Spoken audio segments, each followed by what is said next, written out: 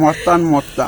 আজ করেছিলাম বন্ধুদের সঙ্গে চিকেন পোড়া। এখানে সবে দুটো করে টেস্ট করা হচ্ছিল, সঙ্গে সঙ্গে দেখো নিয়ে টপ করে মুখে পুরে দিল। সেটাই ধরে ফেলার জন্য দেখো মুখের দিকে কিরম ভাবে তাকাচ্ছে। এটাই হলো বন্ধুদের সঙ্গে করার মজা আর কি। তো সকালবেলায় আমাকে মাংসটা এনে দিয়েছিল, আমি কিছুটা মাখিয়ে রেখেছিলাম। যেহেতু লঙ্কা বাটা ছিল তাই জন্য বেশিটা মাখতে পারিনি, কিছুটা কষ্ট করে চামচ দিয়ে মাখিয়েছিলাম। তারপরে আমার বন্ধু এসে আবার সুন্দর করে ওটাকে মাখালো। ওইটাই কিন্তু খুব সুন্দর মাখানোটা হয়েছিল। আমার সব বন্ধুরাই প্রায় 3:30-4টের মধ্যেই চলে এসেছিল, কিন্তু বিকাল বিকাল করে কি আর মজা আছে? সেটা করে মজা আছে সন্ধে সন্ধে, বেশ অন্ধকার অন্ধকার থাকবে, তখনই তো মজা, বলো। এই শুরু মস্তান মস্তা। বেচারা লুকিয়ে লুকিয়ে খাচ্ছিল, আর আমি মাঝখান থেকে ক্যামেরাটা নিয়ে হাজির হয়ে গেছি। দেখলো তো চোখটা কিরম করে পাকালো। আর আমি এদিকে কাঠ নিয়ে নাচানাচি করছিলাম।